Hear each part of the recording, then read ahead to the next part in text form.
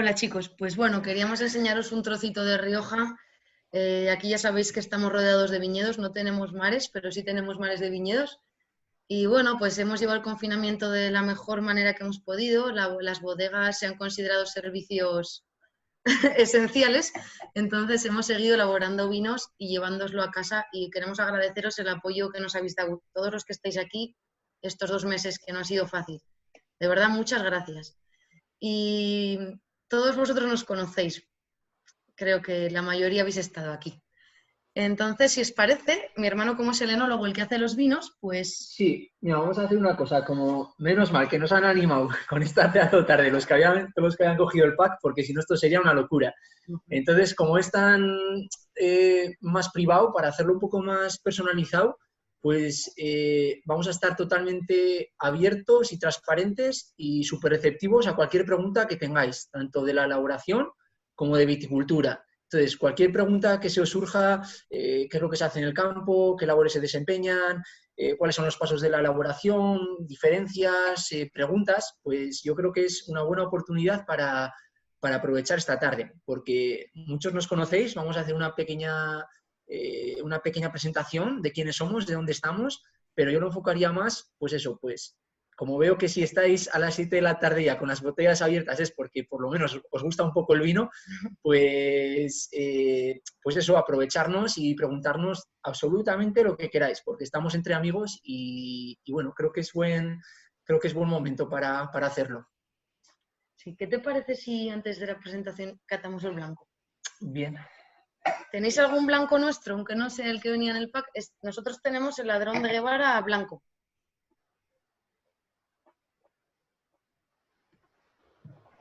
Juan, explícalo Bueno, si quieres. ¿sabéis cómo se elabora así principalmente un blanco? ¿O cuáles son las diferencias entre un blanco y un tinto? Digamos que lo que es totalmente opuesto. Hacer un vino blanco, hacer un vino tinto no tiene nada que ver, son totalmente opuestos. Entonces, para hacer un vino blanco, lo que hacemos es, evidentemente, coger uvas blancas, las traemos a bodega y lo primero que hacemos es despalillarlas, es decir, quitar esos granos, esas bayas de la parte verde herbácea, el raspón, y lo metemos directamente, esas uvas, a la prensa. En la prensa prensamos todo el jugo, todo el zumo que tienen esas uvas y lo metemos ya al depósito. Y en el depósito solo fermenta el mosto, el líquido. Las pieles se secan por ese prensado y se desestiman. Sin embargo, el tinto es totalmente todo lo contrario. Vienen las uvas a la bodega con esas pieles, con esas pepitas, con todo, y tenemos una pasta en un depósito. Y cuando ese vino tinto termina la fermentación, es cuando lo prensamos y obtenemos ese ya mosto vino ya final, ¿vale? Pero para la elaboración del vino blanco no se elabora ni con pieles, ni con raspones, ni con nada. Se elabora únicamente el mosto. Esa es la principal diferencia entre hacer un vino tinto y hacer un vino blanco. Entonces nosotros pues estamos bastante obsesionados con los blancos. Hace mucho que creímos en ellos y aquí pues faltaba, ¿no?, un poco de cultura enológica de vinos blancos. Sí que se hacían blancos súper interesantes, pero joder, como que estaban súper escondidos. Aquí en Rioja tradicionalmente, pues como sabéis, son vinos tintos, ¿no?, los que han dado fama a esta tierra. Entonces, pues bueno, mis primeras prácticas me fui pues a tierras de vinos blancos.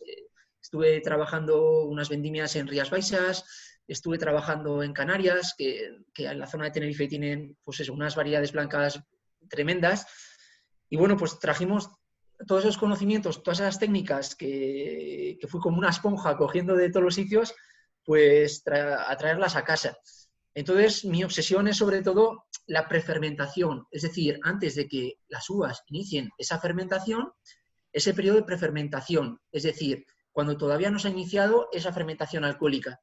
Entonces, lo que hacemos es enfriar muchísimo estos vinos. Le metemos mucha nieve carbónica, mucho CO2 sólido, que tiene, pues bueno, es, digamos, CO2 sólido, tiene un punto de sublimación de menos 78 grados centígrados, enfriamos muchísimo esas uvas, esas vacuolas, esas células se contraen, se encogen muchísimo, luego cuando sube la temperatura revientan y la explosión de, sobre todo de sustancias volátiles, pues es súper elevada. Entonces, todos esos aromas, sobre todo primarios y secundarios, los vamos a obtener en ese periodo de prefermentación. Claro, esto tiene mucho riesgo, porque si nosotros enfriamos muchísimo esas levaduras, esas uvas, pues al final tenemos mucho riesgo de que no inicie la fermentación o de que luego tengamos problemas durante la fermentación.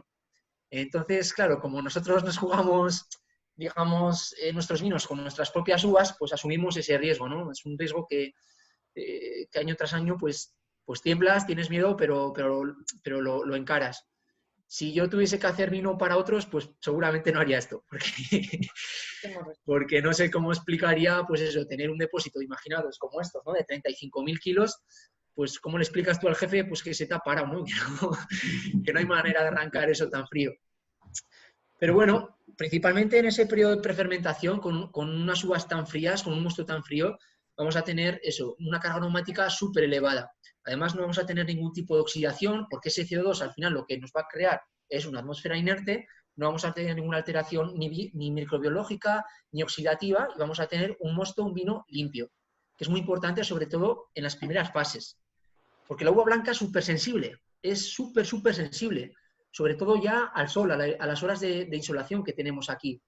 De hecho, ya si ves que se empieza a tostar ya la piel, ya podemos tener problemas de oxidación incluso en el campo.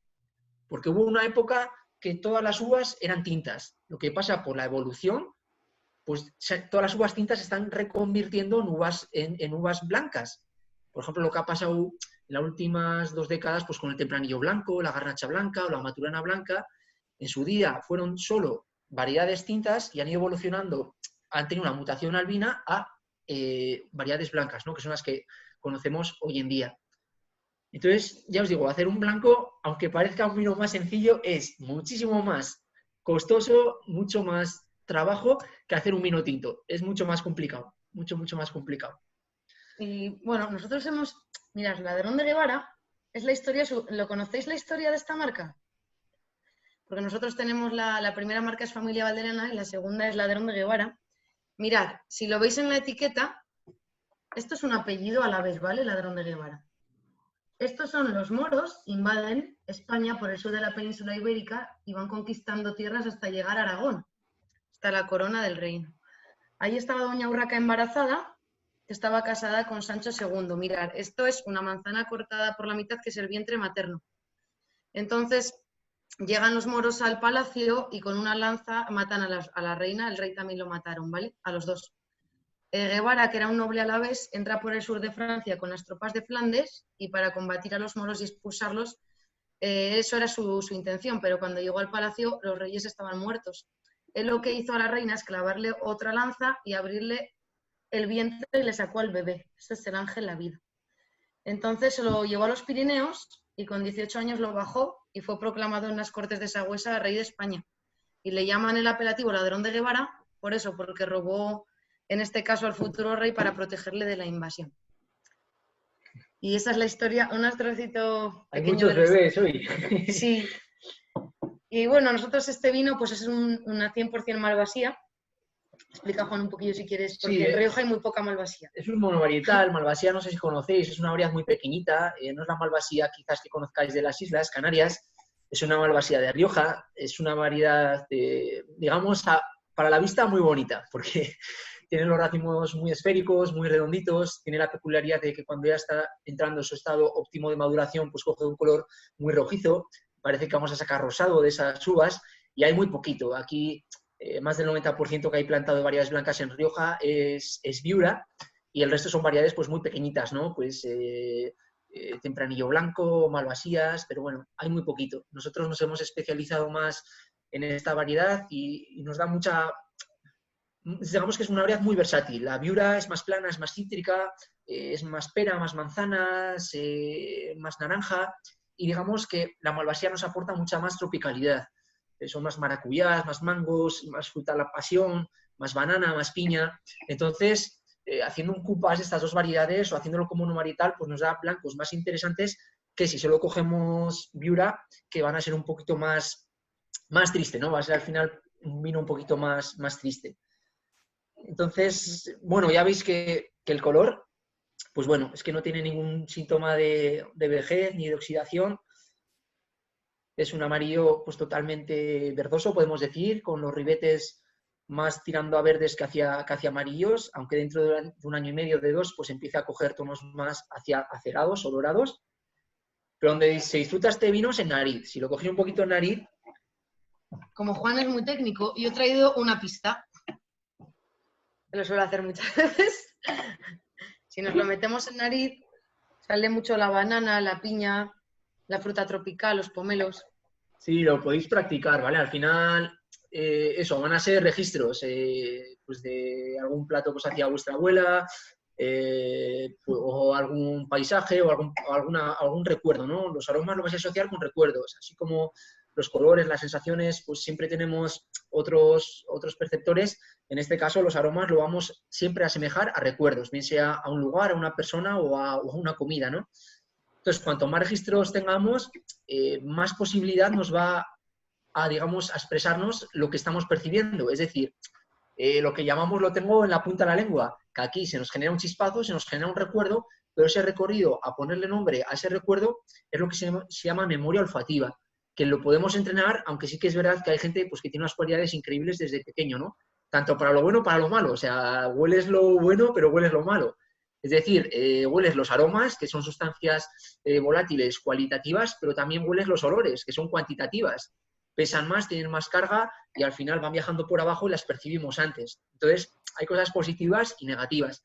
Pero sí que cuanto más rico sea tu vocabulario a la hora de definir esos recuerdos, pues te va a dar mucha más ventaja a la hora de catar, no solo un vino, sino una comida. Por ejemplo, yo que sé, los esquimales pues tienen un par de nombres o tres pues para llamar a los diferentes árboles o arbustos que ven por ahí. Para ellos todo es un árbol. Sin embargo, tienen decenas de nombres para los diferentes estados del agua, ¿no? Y nosotros, pues no tenemos esa riqueza léxica. Entonces, pues eso os quiero decir, que cuanto más entrenemos, bien sea como hace mi hermana, pues con frutas, con especias, pues bueno, es una manera buena de entrenar. Y yo lo haría, bueno, en la universidad cogíamos prácticamente una semana un aroma. Porque aunque parezca fácil, ahora lo distinguís, pero si luego os tapáis los ojos o cogéis unas copas negras, pues va a ser más complicado, más complicado. Entonces, pues eso, cogeros cada semana algo y ir practicando poco a poco. Porque con la comida ya es imposible, o sea, comemos en 10 minutos, ya no leemos nada, no le dedicamos tiempo ni a oler, tan siquiera es complicado. Entonces, pues si escogéis una pieza de fruta o escogéis algún fruto seco, alguna especia, alguna hierba, alguna planta, ahora que está el campo repleto, pues va a ser más sencillo. Sí, este es un poco, a mí lo que me gusta mucho de este vino es la boca. ¿Sabéis estos vinos? Vamos a ponernos en el norte, ¿no? En Galicia, sobre todo, con ese clima atlántico, las acideces que tienen. Aquí nosotros estamos en Rioja, que tenemos tanto clima atlántico como mediterráneo, por el río Ebro, ¿no? El río Ebro empieza en Cantabria, en Reynosa, y termina en el delta.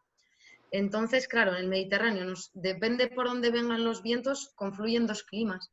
Entonces, estos son vinos que tienen una acidez incipiente, no es agresiva, ¿no?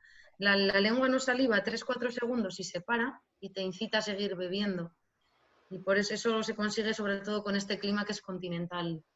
Continental, Atlántico, Mediterráneo. Tenemos ahí los tres confluyendo. Sí, es un juego de tres climas que al final no nos hace muchas veces, pues eso, pues ni retocar, ¿no? Cuando viene esa materia prima a bodega, porque tiene un pH muy bajito, tiene una acidez bastante elevada, pero digamos que lo que te hace es salivar. Aquí tiene una acidez cítrica que te incita, te invita pues a seguir bebiendo, no es un vino agresivo. Y lo más bonito de esto es que tiene mucha longevidad. Estamos acostumbrados por el ritmo de vida que llevamos, pues por la demanda que tenemos de vinos, a tener un vino de año y consumirlo al año. Y es un error, porque si aguantamos con estos vinos blancos un par de años, 3 años, es que va a estar hasta mejor, va a estar más redondo, va a estar más pulido y nos va a ser mucho más agradecido que si lo bebemos en enero o en febrero. Entonces, yo creo que eso es lo interesante, ¿no?, de estos vinos, que tienen mucha longevidad, tienen mucha vida. Chicos, pues este es el blanco. Para empezar un poquito a ubicaros dónde estamos, ¿tenéis alguna pregunta? Sí, va a ser mejor parar y preguntar ahora para no hacerlo tan chapa, que nos preguntéis alguna cosilla, alguna duda. ¿Cómo se hace lo de que sea más dulce, menos dulce, más seco, menos seco? ¿Qué quiere decir que es seco? Que no es dulce. Es que... Vale. Vale, Juan, sí, buena pregunta. Sí, porque es una locura, ¿no? Hablamos de vinos dulces o semidulces o secos. Entonces, depende del contenido de azúcar que tienen de azúcar residual que tienen en una botella de vino. Es decir, nosotros recepcionamos la uva. Entonces, esa uva tiene, pues, mucho azúcar. La fermentación alcohólica es muy sencilla. Lo mágico, lo especial que tiene la familia de las uvas, esta fruta, es que tiene una familia de levaduras. Entonces, cuando metemos las uvas aquí en bodega, se activan, viven, son cientos de miles de levaduras, que vamos a llamarle que es como un comecocos. Ese comecocos se va comiendo el azúcar que tiene la fruta y lo transforma, lo desdobla en alcohol. Entonces, cuanto más contenido de azúcar tenemos, más grado alcohólico vamos a tener en nuestros vinos. Es decir, ese comecocos se va comiendo el azúcar, lo transforma en alcohol y se desprende mucho CO2, mucho dióxido de carbono. Esa es la fermentación alcohólica, la transformación del azúcar en alcohol. Entonces, ¿qué es lo que pasa, Guzmán, si queremos parar la fermentación, matar ese comecocos? Pues que vamos a tener un porcentaje en el depósito de alcohol y otro porcentaje de azúcar. ¿Vale? Porque hemos matado esas levaduras, no les hemos dejado terminar el trabajo de transformar el azúcar en alcohol y vamos a tener un porcentaje de alcohol y otro porcentaje de azúcar. Esto tiene muchísimo riesgo, porque las levaduras están vivas, nos cuesta muchísimo matarlas a ese comecocos. Es decir, que si en una botella de vino hay una pequeña levadura que ha sobrevivido con toda la caña que le hemos metido y ha sobrevivido y hay un poquito de azúcar, su misión, su objetivo en la vida va a ser comerse ese pequeñito azúcar y transformarlo en alcohol. Entonces, os habrá pasado mucho, si sois consumidores de vinos semidulces, pues que si los tenéis en las terrazas, pues montéis una fiesta y salga la espuma, salga el corcho por ahí. Pasa también, por ejemplo, un buen ejemplo son los cavas, los champán. Los cavas hacen una fermentación normal, los champán, y luego dentro, en el interior de la botella, hacen una segunda fermentación. Los cavistas lo que hacen es meter un poquito de azúcar y unas poquitas levaduras cuando ya está el vino cerrado y lo tapan.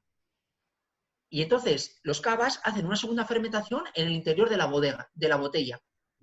Por eso tenemos ese carbónico que hemos comentado que se produce en la fermentación, porque no sale hacia el exterior, queda retenido y son las burbujitas que tenemos en estos vinos espumosos. ¿Vale? No sé si me he explicado muy bien, pero... Sí. Pero sí, yo creo que estamos... Sí. Pero no todos los vinos que son secos tienen, por tanto... A ver, o sea, si va de azúcar a alcohol, los secos tendrían que tener más alcohol, pero no es así, ¿no? O sea, que eso luego lo regulas, claro. Eso es. A ver, se puede regular. Normalmente los vinos dulces tienen menos graduación alcohólica. Pero ya te digo, normalmente, si cogemos una malvasía de Canarias, vamos a tener mucha graduación alcohólica y mucho alcohol. ¿Por qué? Porque tienen un clima muy tropical, tienen muchas horas de sol. Entonces, la fruta genera durante todo el año un contenido de azúcar muy importante. Y son vinos súper longevos, porque claro, es como si tenemos un coñac, un brandy en casa. Lo abrimos y nos dura meses, o a veces ni una noche, pero normalmente nos dura varios meses, ¿vale? Un año. Entonces, ¿qué es lo que pasa? Que si tenemos un vino con mucha acidez, con mucho azúcar y con mucho grado alcohólico, una bebida alcohólica, pues nos va a tener una vida súper longeva. Claro. O sea, tu respuesta, Guzmán, sí, un vino dulce por lo general tiene menos graduación alcohólica que un vino seco. Entonces, un vino seco va a tener menos de 1 gramo por litro de azúcar en botella. Un semidulce ahora anda alrededor de 30, 35, 40 gramos por litro de azúcar, y ya un vino dulce ya son locuras. Nos vamos a 80, a 100, 120 gramos por litro de azúcar, que eso es una bomba. Eso le das un trago, estamos hablando de estos amarones de Italia, de estos malvasías de Tenerife, los moscateles, que metes un chute de esto y es un chute de Dalsi, ¿sabes? Es un jarabe, o sea, esto es mucha azúcar. Pero dentro de los blancos, más o menos la graduación no está equilibrada, o sea, dentro de un blanco seco, un blanco dulce, un blanco... ¿No están todos en torno a los 12% o no? Sí, andan todos en torno al 12%, al 13%, al 14%, pero ya te digo, tiene que ver con el equilibrio entre contenido en azúcar y contenido en alcohol. Pero no es algo que se busque. Nosotros lo que hacemos es, cuando, sobre todo sensorialmente y químicamente, nos gusta cómo está quedando el vino, pues cortamos esa fermentación. ¿vale? Entonces, se nos suelen quedar los vinos semidulces con 12 grados y medio, 13 grados, que no es lo normal. Lo normal suelen ser vinos un poquito más, de graduación un poquito más baja. Vale. Muy bien. ¿Y tenéis alguna pregunta más, chicos? Ah, mira, Israel, espera, otro le tengo que dar, sí. Ahora. Vale, yo tengo una duda. A ver, el que tiene la etiqueta de Duquesa de la Victoria, que tiene la rosa, que si frotas huele a plátano. Carmen la tiene. Sí. Señala, Carmen. Vale. ¿Ese corresponde al seco o al semidulce? Sí, ese es seco, Israel. Es Ese seco, ¿no? Vale, es que normalmente compraba ese, ahora comprar el semidulce y claro, digo, no puede ser. Y vale, esa era la pregunta. Bueno, Israel, pues si has visto ya la diferencia, es que algo estamos haciendo bien. Si has visto entre el semidulce y el dulce... Es que cuando fui a la bodega me dieron a probar ese, el seco.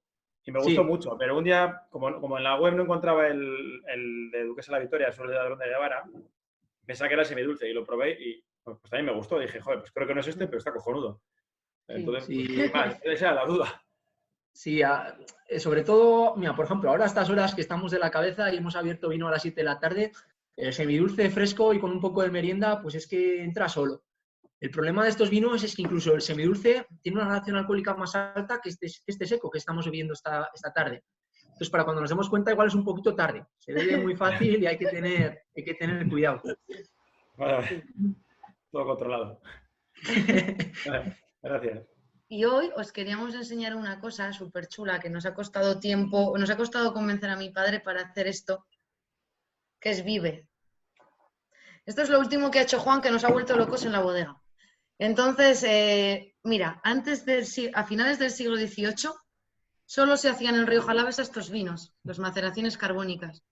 Y ya fue cuando llegaron los franceses, por la filoxera, ¿no?, que necesitaban abastecer su demanda, vinieron a Rioja, vinieron a muchas regiones, pero dijeron que Rioja era la más parecida a ellos para elaborar vinos y trajeron técnicas a nuestros tatarabuelos de cómo elaborar vinos elegantes, en barrica, que duren tiempo, longevos. Entonces se dejó de elaborar mucho las maceraciones carbónicas y se elaboraban vinos más reservas y grandes reservas. Pero nosotros hemos querido traer estos vinos. Y esto es una maceración carbónica, es una manera totalmente de elaborar el vino. Sí, por haceros una pequeña historia, el Ciego, Rioja, tiene mucha historia, sobre todo el Ciego, ¿no?, que es la cuna del vino de Rioja. Cuando llega la filoxera, a finales de 1800, principios de 1900, pues se le acusa sobre todo a la familia Rothschild, que es una familia muy adinerada de banqueros, y tenían ahí viñedos también y bodegas en el norte de América, en Missouri. Entonces era, digamos, un insecto, era un bicho que allá, por las condiciones climáticas ambientales, no se reprodujo muy bien en Estados Unidos. Pero esta familia, inconscientemente y sin saberlo, trasladó unas cepas, unas plantas de Missouri al Jardín Botánico de Londres. Entonces, cuando lo trajeron aquí, era una auténtica locura lo que le pasó a este bicho, que llegó a producir 2 millones de huevos por hembra. Entonces, si empezamos a multiplicar, pues fue una auténtica locura. Saltó el charco y atacó a Francia, luego la península ibérica, todo el Mediterráneo, luego volvió a saltar a América. Es decir, los franceses, que históricamente, sobre todo, tenían fama de distribuir vinos de calidad a todo el mundo, se encontraron sin prácticamente nada de vino. Y en este caso, encontraron el vino más parecido de Burdeos aquí en el Ciego. Fue cuando fundaron los franceses Marqués de Riscal. De aquí viene que el Ciego sea la cuna del vino. Entonces, nuestros tatarabuelos, nuestros antepasados, de la mano de Riscal, vendían el vino a granel a este tipo de bodegas, se lo llevaban por el tren hacia Francia y lo vendían con su etiqueta. ¿Qué es lo que enseñaron a esta gente? Pues trajeron toda la tecnología, toda la analogía. Aquí se hacían vinos por una forma muy tradicional, muy ancestral, con este tipo de vinificaciones. Ellos nos trajeron toda la maquinaria, pues despalilladoras, barricas, las prensas, otro tema de viticultura. Digamos que la primera bodega al estilo bordelés es la que tenemos aquí enfrente. Entonces eso tuvo una influencia súper importante, económica y de desarrollo para la zona rural que teníamos aquí, pero también se perdieron muchas cosas, como es este tipo de vinificaciones, que es la maceración carbónica. Esta gente, por falta de conocimiento y sobre todo de dinero, no tenía dinero para comprar estas máquinas. Entonces, esa es la diferencia entre un vino despalillado y una maceración carbónica. Una maceración carbónica es traer la fruta íntegra de campo, meterla a un depósito, a un lago y dejarla fermentar. todos los vinos prácticamente ahora se despalillan. Es decir, ¿qué es despalillar? Tenemos una máquina que cuando metemos la uva en la bodega separa la baya del raspón. La baya es el grano, es donde están los azúcares, donde está la carne, lo que nos gusta. Lo que no nos gusta, yo no he visto a nadie comer, es la racima, es el raspón, que es más astringente, es más verde. Entonces se separa. Entonces se lleva a fermentar. Y en un depósito tenemos una pasta. Sin embargo, en maceración carbónica, lo que tenemos son fermentaciones intracelulares. Metemos el racimo íntegro en el depósito. ¿Vale? Y ese CO2 que se desprende en una fermentación normal, como hemos comentado los blancos, se queda retenido en el grano. De ahí viene que sea una maceración carbónica. Ese CO2 que ha retenido en el interior de la célula. Por eso se llama maceración carbónica. Notaréis un pequeño pinchazo en la punta de la lengua. Esto en los vinos en el norte, en las sociedades gastronómicas, en los chocos, son vinos que les encanta, que son lo que más consumen. Sin embargo, fuera de España estos vinos no los entienden. Piensan que es una mala elaboración, porque no entienden cómo te puede pinchar un pelín en esa punta de la lengua. ¿Qué vamos a obtener por lo general? Vinos con mucho más color. Ya ves que tiene un color precioso. Es súper amoratado, súper violáceo. Vamos a tener una carga también de aromas mucho más brutal. Mucha fresa, mucha frambuesa. Es una macedonia de frutas rojas. Y luego, pues en boca, si la vendimia ha venido equilibrada, va a ser un vino mucho más goloso. Es muy parecido a un vino de antes, a un vino de pueblo. Esa es un poquito la idea. ¿Y sabéis de dónde viene Vive? ¿Alguien lo sabe? ¿De los tractores? Sí. Si quieres bajar. Sí, en homenaje, quisimos hacer un vino de pueblo porque estos vinos solo se entendían en un principio en el País Vasco, pero ahora ya en muchas provincias están súper demandados porque es la manera más natural de hacer un vino, ¿no? Y esto Vive, son las matrículas de los tractores de La Rioja Alavesa, ¿veis? Vitoria, vehículo especial. Depende en qué provincia estéis, toda la maquinaria agrícola termina en VE. ¿Sabéis? Pero la nuestra aquí es justo Vive y queríamos hacer un vino, queríamos atraer a la gente joven. Sí, la capital de Álava es Vitoria, entonces, pues bueno, pues nuestros vinos, todos los remolques y tractores se llaman Vive, ¿no? Aparte por la energía y la fuerza que tiene el nombre, es un proyecto joven, pues también pues tiene historia y es un poco el homenaje que hemos querido hacer a la gente que trabaja aquí el campo, ¿no? A esos viticultores que ahora están a tope con los tractores, pues todas las matrículas que veáis por esta zona, pues es Vive. Y bueno, quisimos elaborar vinos también que atrajesen a un público más joven, porque nos dimos cuenta que en España sobre todo se bebe muy poco vino, la gente joven. Se inclina más a la cerveza. Claro, lo que te permiten estos vinos es que los bebas fríos. Estos vinos los beben a 7 grados. Esto en una terraza está increíble. Entonces no hace falta que te lo sirven a 16 o a 18 esto. Y como es pura fruta, porque fijaros, André, he traído aquí mis cosas otra vez. Para mí este vino vives fresas, muchísimas fresas frambuesas y sobre todo los palotes, que son estas gominolas que comíamos y comemos y ahora también, ¿eh? Estas gominolas de las chucherías, ¿no? Las fresas, las frambuesas. Y a mí eso me recuerda mucho Vive este vino. Tenemos suerte, somos unos auténticos privilegiados. Si os gusta todo el mundo del vino, que parece que sí, porque os veo alguno ya trasegar, estas vinificaciones son muy típicas de aquí, solo se hacen aquí, en la Sonsierra y en Rioja Alavesa. En cualquier otra parte del mundo no vamos a encontrar esta elaboración. Hay una zona en Europa que se acerca, como dice mi hermana, en el Beaujolais, pero ya estamos a un nivel superior. O sea, antes eran nuestro espejo, eran nuestro referente y ahora está siendo lo contrario. Ahora son ellos los que están viniendo aquí para ver qué es lo que estamos haciendo. Entonces, en toda esta Sonsierra de Sierra Cantabria y en Rioja Alavesa, en esta olla térmica que se genera entre el río Ebro y la Sierra de Cantabria, salen este tipo de vinificaciones. Estamos disfrutando de un vino joven, que es una criatura, es un bebé. O sea, lo hemos vendimiado en octubre y ahora lo estamos disfrutando. En cualquier otra zona vitícola europea o incluso aquí con los grandes vinos que hay aquí en la península.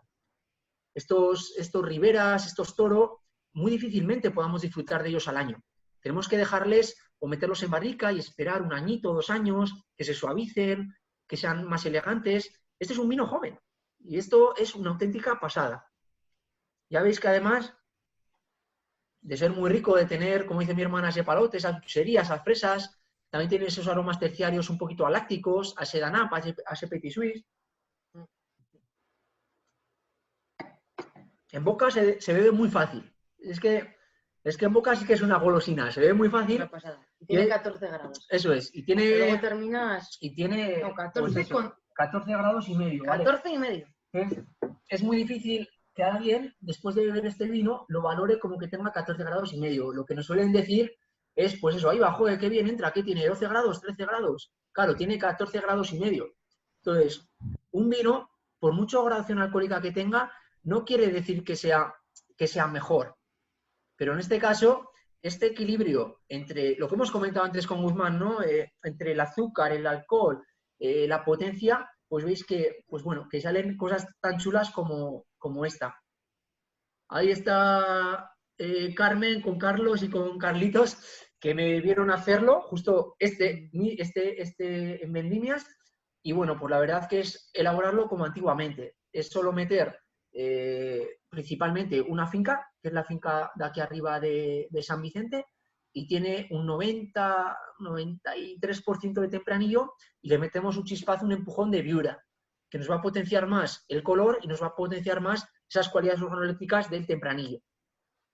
Parece mentira, pero si podéis hacer incluso vosotros la prueba, si metéis una pequeña porcentaje de uva blanca a un vino tinto, nos va a potenciar más las cualidades sensoriales de un vino tinto. Si nos pasamos, tenemos ya un clarete, un rosado chapucero, que no es la idea. La idea es un pequeño empujón de variedades blancas para dar más vida, para dar más valor a ese vino tinto. Que no lo hemos inventado ahora, ¿eh? Que esto vais a una viña vieja y os vais a recorrer 10, 12, 15 cepas, plantas de tempranillo o de variedades tintas, ahí va, y de repente te encuentras 2 o 3 de blanco. Este coupage, este ensamblage que hacemos ahora en bodega, los viejos, los abuelos ya lo hacían en campo. Entonces, en una viña vieja pueden aparecer muchas variedades, son muy ricas genéticamente.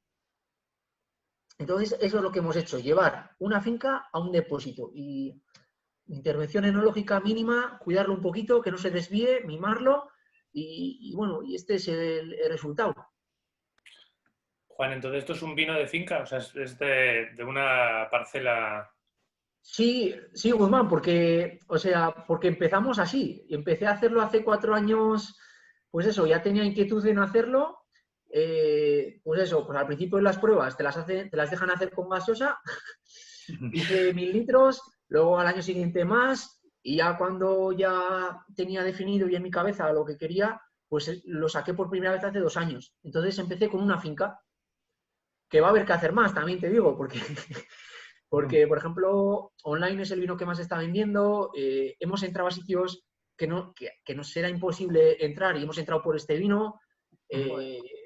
Se han desplazado otras maceraciones carbónicas porque está un poco más lejos de esa maceración carbónica, sino que vuelve un poquito a lo antiguo, a lo tradicional, y está sorprendiendo muchísimo.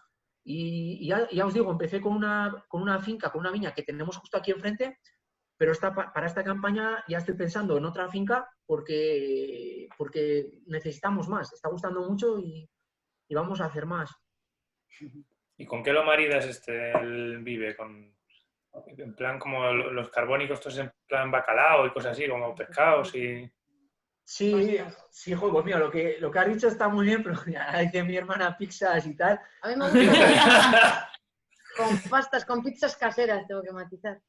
Me gusta mucho con pasta, con risotos, con arroces y claro, con carnes blancas muy bien, con el pollo, carne de cerdo. Yo cada vez también he de decir que creo menos en los maridajes. Y más ahora en el confinamiento, que, joder, pues ya sabéis, al final hemos estado muy conectados, hemos estado con amigos y ves las locuras que hace cada uno y al principio dices tú, este loco que hace, yo qué sé, maridándolo con Nutella, ¿sabes? O con cosas así. Pero, joder, es que no creo en esos cánones de un vino, un plato. Creo que no. De hecho, joder, han salido cosas súper chulas. Para mí, por ejemplo, un referente de gastronomía es la ciudad de San Sebastián. Entonces hay pues muchos amigos, tenemos de los mejores clientes están allí y cuando presentamos Vive, lo que hicimos fue que cada bar que está despuntando, que están en el casco antiguo o están en un barrio un poquito más moderno, pues cada bar trajo un pincho para la presentación. Nos juntamos con todos los restauradores de San Sebastián y cada uno trajo un pincho. Y la verdad es que a cada cual iba mejor. Es decir, cada vez creo menos en un plato un vino, sino que tenemos que quitar más ese complejo y, joder, pues como ha dicho mi hermana, pues con una pizza, una hamburguesa, un bacalao, ¿por qué no? ¿Sabes? Que Yo te lo preguntaba en realidad porque cuando conocí los carbónicos, el Blueberry, que es de los más conocidos, ¿no?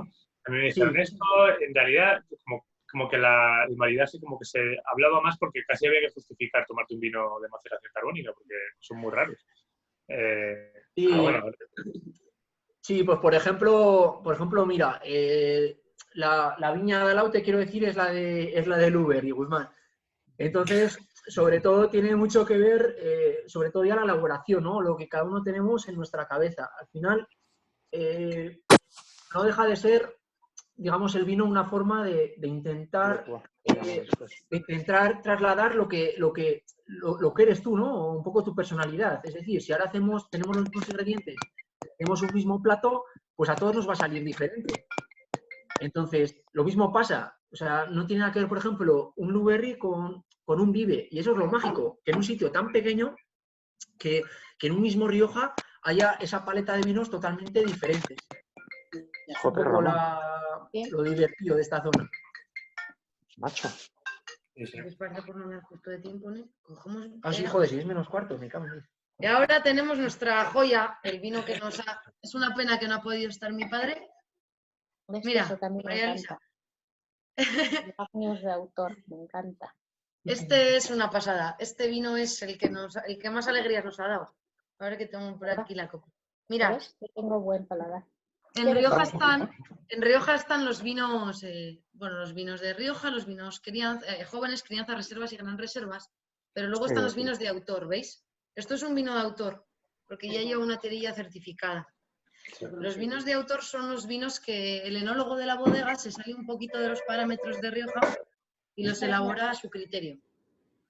Entonces, si quieres, Juan, explicar cómo haces este vino de autor con papa, porque estos lo hacen juntos, Sí, esto es una elaboración conjunta con mi padre, es de las primeras vendimias que ya me empezaron a dejar jugar con los crianzas y con los reservas y bueno, para mí es de los mejores vinos que hace mi padre. Para mí es de los mejores vinos que hace mi padre. Son viñas viejas de aquí del Ciego, son las que tenemos en las laderas, son una conducción en vaso, que para mí es muy importante a la hora de elaborar este tipo de vinos. Y como dice mi hermana, es el que más satisfacción nos ha dado. Creo que calidad-precio es el que mejor, digamos, guarda de la bodega. Creo que mejor precio-calidad tiene.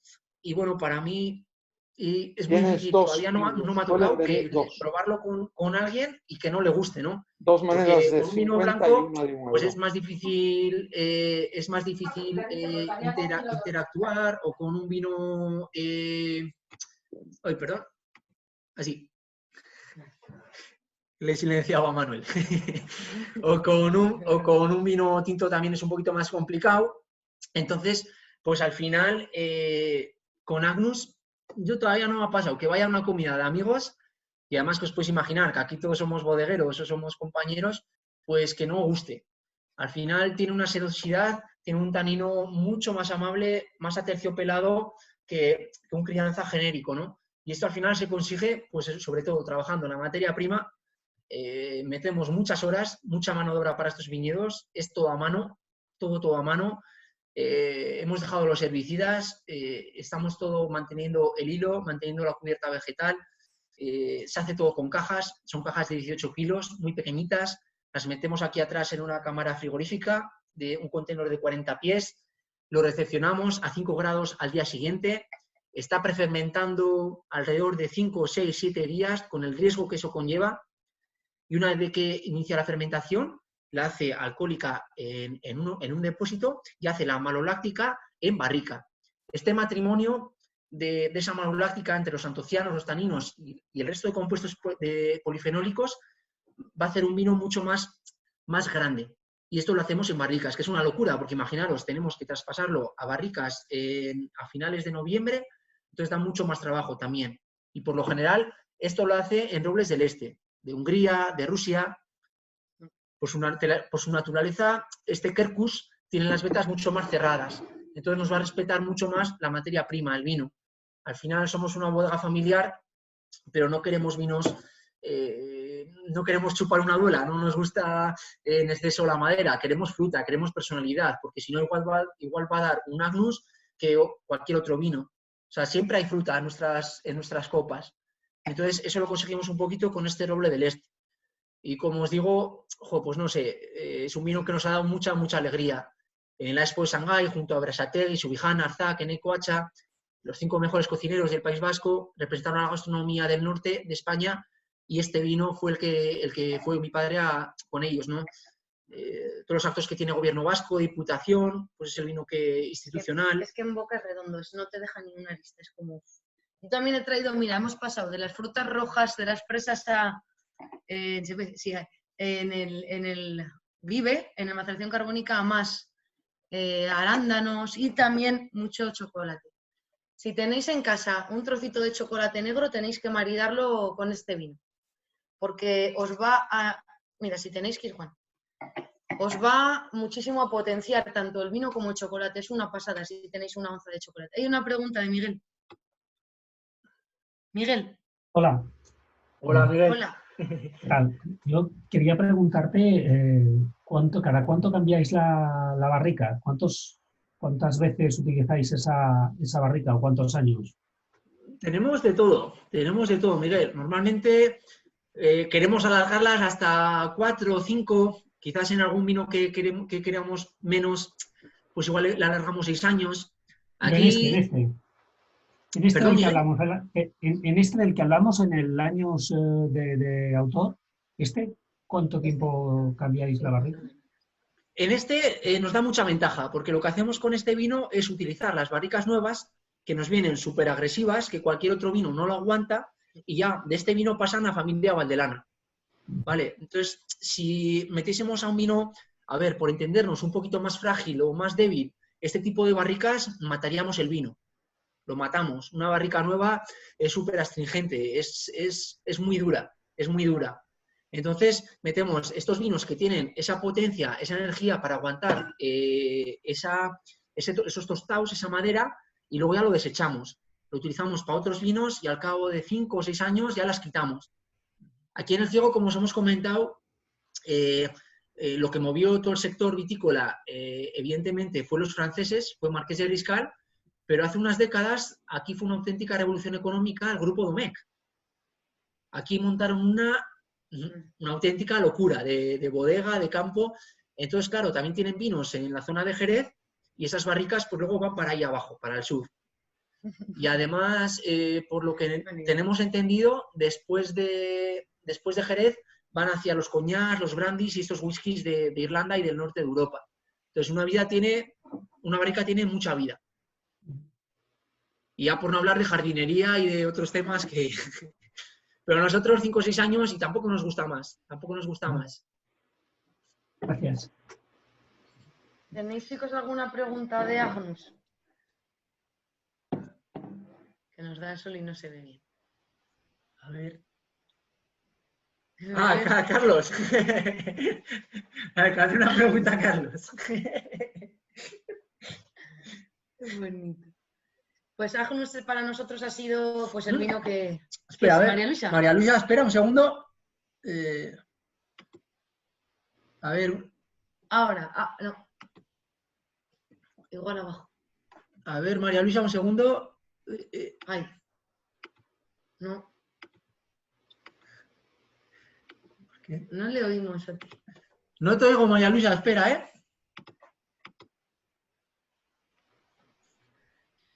Dejar... Sí. Espera, a ver, Ahora te escuchamos todos. Este vino hace más de 20 años que lo estoy bebiendo y eso es estupendo, porque es mi vino de cabecera, yo soy enfermera, mi marido médico. Y este vino es nuestro vino de cabecera porque tiene mucho resveratrol, seguro que esto va genial para la salud. ¡Bien! ¡Vale! Eso es, muy bien, María Luisa. Pues mira, es buen vino para tenerlo en la mesilla de casa, ¿eh? Porque mira, un ejercicio divertido, estos vinos, si los cogéis un poquito, 3 o 4 segundos respirando. Olerlo un poquillo en la copa cuando pagáis este ejercicio, mira. Yo lo Son conozco. aromas muy balsámicos, mucho hinojo, mucha menta, mucha hierbabuena, mucha lavanda. que al final hace un poquito el efecto, pues que yo creo que va buscando María Luisa, ¿no? Un poquito médico, que es el After Eight o el Bisvaporus. Nos abre estas cosas nasales aéreas y es un poquito más fácil ahora que estamos muy acatarrados. Tiene una gran digestión, genial, es genial. Yo creo que es porque tiene unas viñas antiguas y lo hace, y bueno, y Juanje lo ha hecho siempre muy bien. Y tú que eres el niño de Juanje, ¿no? ¿Te pareces, eh? Aquí el butanero no tuvo nada que hacer, ¿eh? Eres hijo de... No hay duda, ¿eh? No hay duda, María Luisa. Pues sí, la verdad. Siempre mi padre nos dice que el limón es al pescado lo que el roble al vino, ¿no? Que si tú tienes un buen pescado, pero le echas limón, al final estás enmascarando toda la materia prima. Pues con estas uvas tan viejas, fíjate, son viñedos de 75 años. Que, por cierto, cuando volváis a Rioja, os vamos a hacer un recorrido por las viñas.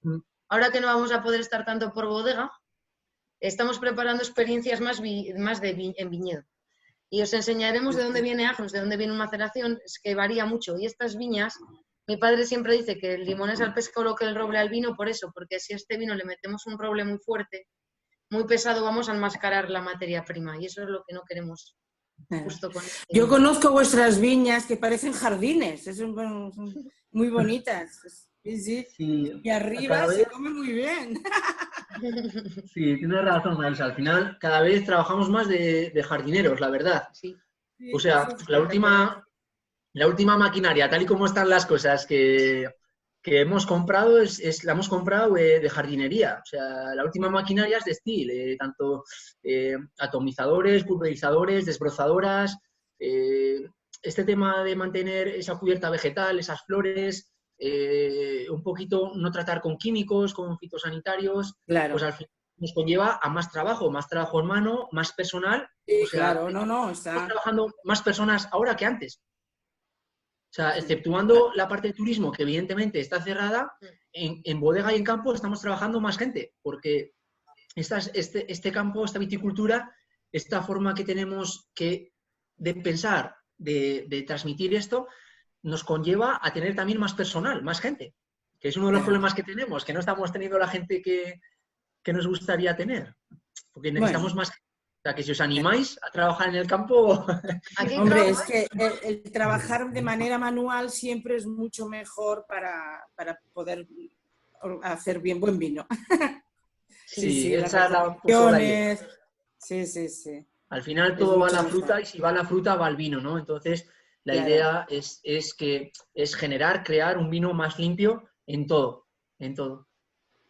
Claro. Sí, bueno, deciros que todos los que estáis aquí estáis invitados a volver a venir a visitarnos, los que habéis estado también.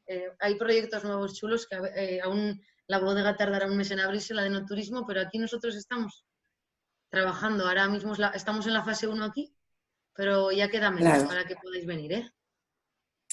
Sí. Yo el año pasado estuve, tenéis un agroturismo muy chuli. Sí, gracias, muy chuli. Sí. Bueno, a ver, preguntar. Los amigos que nosotros habíamos estado ya hacía 20 años, que teníamos hasta un nichito pequeñito a nuestro nombre, que ahí nos metían vinitos, pero ahora ya no, eso ya claro, se acabó. No, a ver si vuelve. Sí, hay que retomarlo, María Luisa.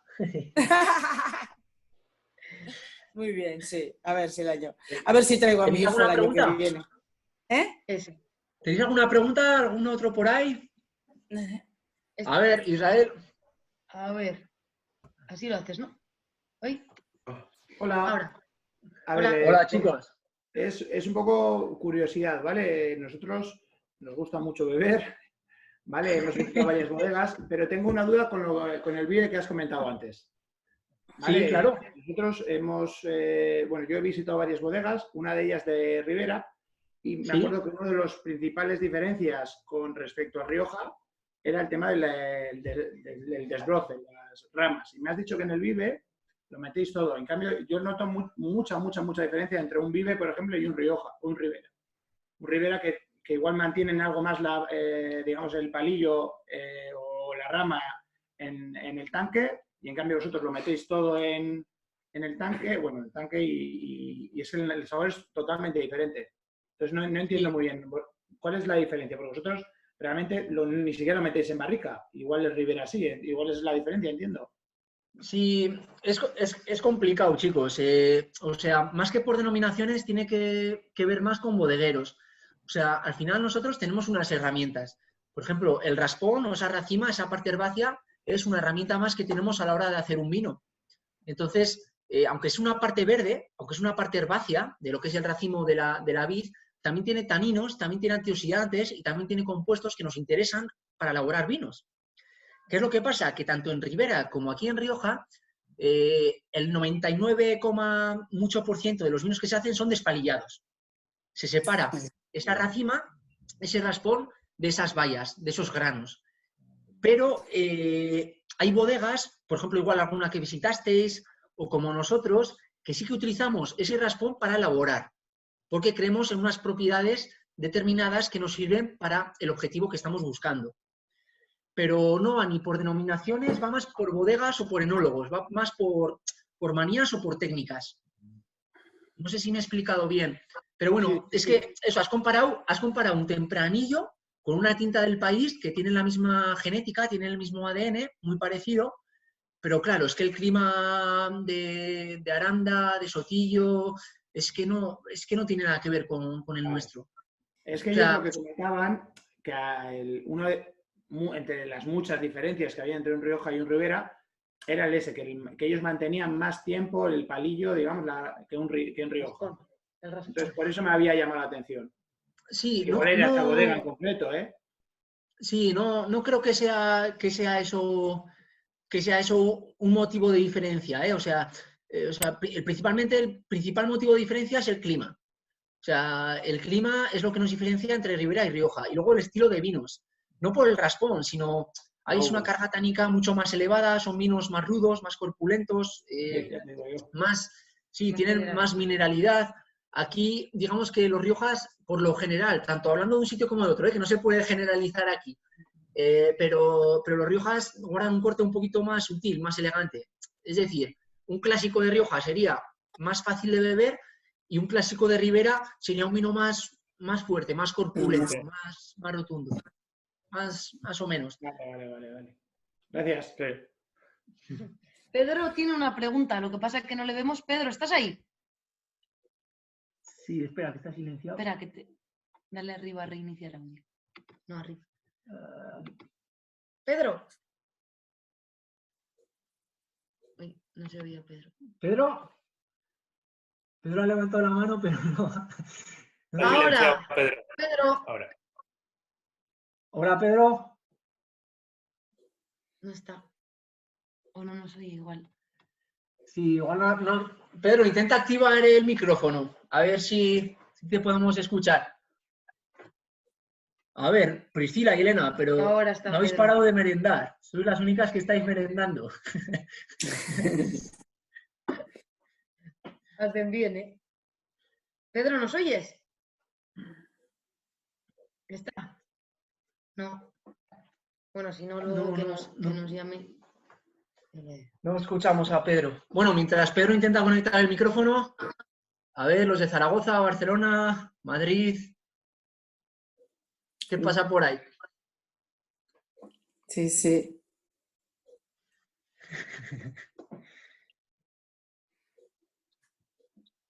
Eso claro. Ya es. Yo estoy con vosotros, vamos con... Ahí va, Manuel y compañía, hola. Hola, ¿sí? Que no se oye. ¿No se oye? Ahora sí. Que quería decir que he entendido un poquito más el vino años porque me encantó. Cuando fui a la bodega y lo probé y ya estoy pidiéndolo continuamente. Es un sabor que no encuentro en casi ningún vino, sin ser ninguna especialista, pero me gusta.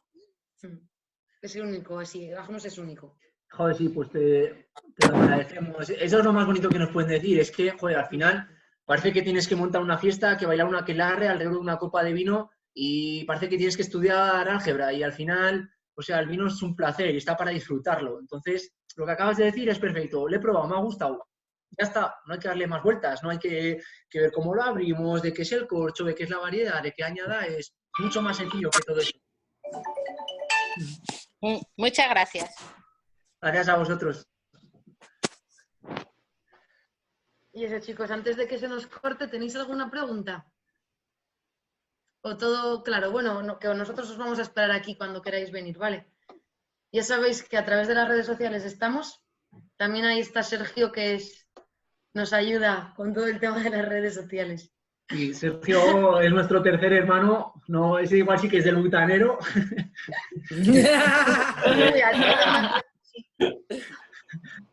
Sí, sí. La verdad que, pues eso, pues tenemos un equipo chulo, hemos creado una familia, estamos más unidos que nunca, estamos todos trabajando a tope. O sea, si antes la gente estaba motivada, ahora está mucho más motivada.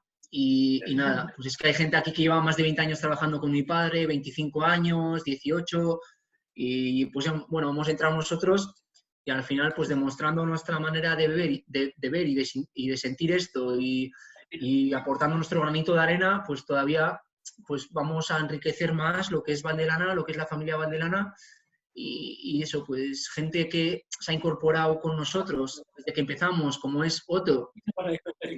Podéis ver su blog de viajes para abrir boca cuando podamos viajar, de nada incluido, que es una pasada, con su cabeza, con su creatividad. Gente como Amaya también, que es sabia nueva, que es juventud. Pues eso, es digamos fusionar pues eso, los dinosaurios que llevan aquí trabajando en esta bodega 25 años, 20 años, pues con nosotros que somos unos pipiolos, pues eso, es fusionar esos dos mundos, ¿no? Que ha costado y nos está costando, pero que los resultados ya los estamos notando y la verdad que bueno, que estamos disfrutando de ellos ahora. ¿Me oís? Sí, no me oís. ¿Me oís bien o no? Sí. ¿Pero cuántos estáis ahí, Otto? A ver, ¿qué pasa estáis en Zaragoza? 4. Estamos medio de cumpleaños. Pueden hacerlo. Nada, que para mí es un placer trabajar con vosotros y que al final es que es una suerte. O sea, que es que y aprovecho para dar las gracias a todos los que en estos tiempos, porque al final yo estoy en las redes. Estamos silenciados. Nos apoya y nos sigue. Sí, total. Chilamar. Y eso que no, que es un placer trabajar para vosotros y que con muchísimos años, la verdad. Nos hemos pasado muy bien. Muchas gracias a todos. Y gracias a todos por estar aquí, de verdad, gracias. Gracias a vosotros. Ha sido un placer. Chicas, escribirnos para lo todos. que necesitéis, ¿vale? Y si algún vergonzoso se queda con alguna pregunta, alguna duda, pues nos escribís, ¿vale? Sí. Dale. Vale, Jordi. Miguel Ángel. Carlos, Bueno, Sergio, Juan, gracias. Jordi, María Luisa, Gracias, Israel, por las Adiós. preguntas. Mando un beso. Luz. Cuidaros mucho. Chao, chicos. salud, adiós. Adiós, Carlitos. Adiós, Carmen. Adiós, Carlos. Claro. Adiós. Ver. Adiós, chicas. Chao, guapos. El último trago, Israel, ¿eh?